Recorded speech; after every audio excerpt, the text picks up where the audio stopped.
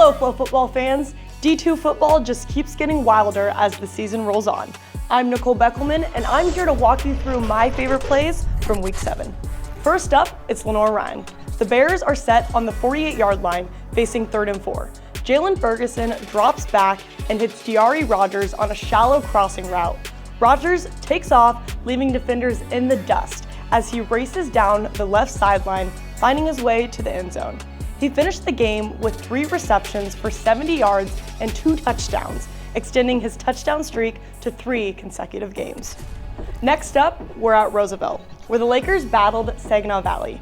Jaquan Howard put the exclamation point on the game, taking the kickoff a blistering 98 yards to the house, sealing the win 27-14. His electric return came just 2 yards shy of tying the Saginaw Valley record, and none of the defenders in green could even come close to touching him.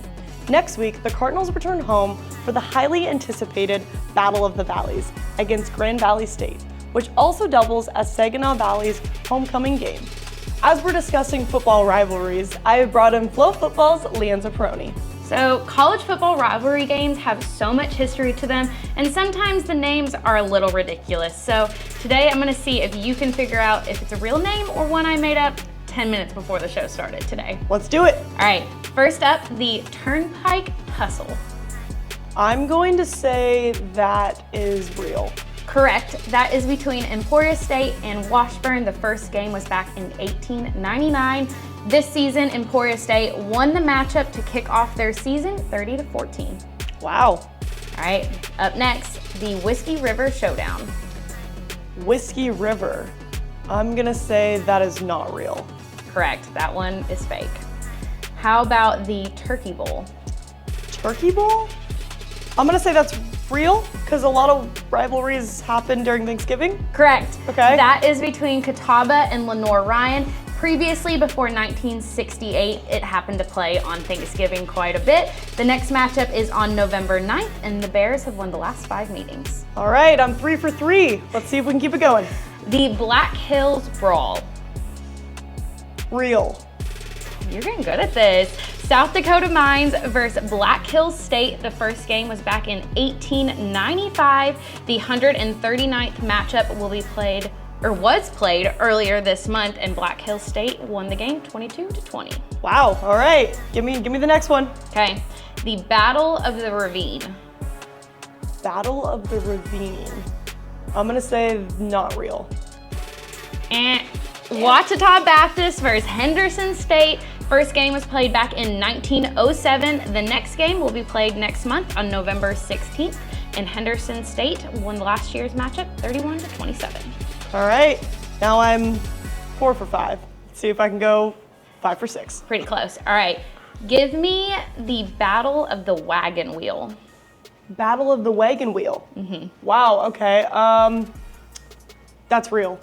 100%. Winston-Salem State versus Fayetteville State. The next game is on November 9th, and the Broncos have won the last 4 matchups. The Anchor Bone Classic. I'm pretty positive that's real as I attended it last year. Absolutely. Grand Valley State holds the record 31-22-1. The Bulldogs have won 10 of the last 14 matchups. The next game is on October 26th, and I think it's going to be a good one.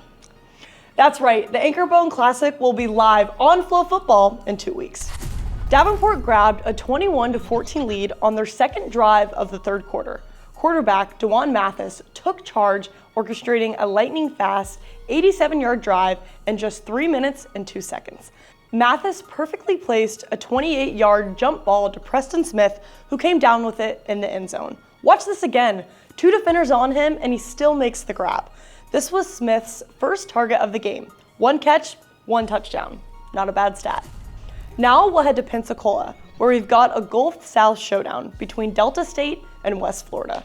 The Argos walked away with a 40-28 win, but Delta State's senior running back, Kelvin Smith, had a beast mode type touchdown. After a missed extra point by the Argos, Delta State responded with back-to-back scoring drives. It all started with a 66-yard touchdown run by Smith on the 4th play of their second drive, narrowing the gap to 13-7. I had the chance to catch up with KJ last year during my trip to Cleveland, Mississippi. Hashtag where champions play. If you come here, you come be a champion. The Statesmen, or Okra as some would say, return home next weekend to host the undefeated and nationally ranked Tigers of West Alabama. Speaking of next Saturday, we have some thrilling matchups. Central Washington faces off against A&M Kingsville, and while I'd say the Wildcats have this in the bag, last week threw us a curveball. UT Permian Basin pulled off a shocking upset with true freshman quarterback Isaac Mooring, leading the Falcons to a gritty 14-13 road victory over the number 9 ranked team.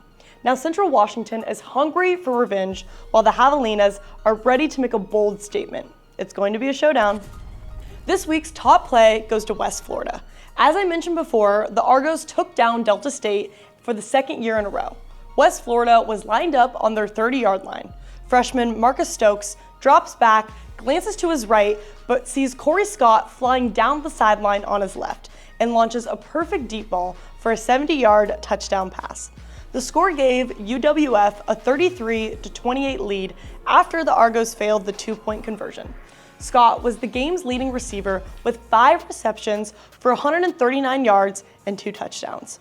The Argos offense was unstoppable, racking up 533 total yards, led by the redshirt freshman QB. Stokes accounted for 5 total touchdowns, 3 through the air and 2 on the ground. He finished with 326 passing yards, completing an impressive 17 of 21 attempts, while also rushing for 55 yards on 8 carries. Thanks for watching. Stay locked in to all things FloFootball for all updates on D2 football.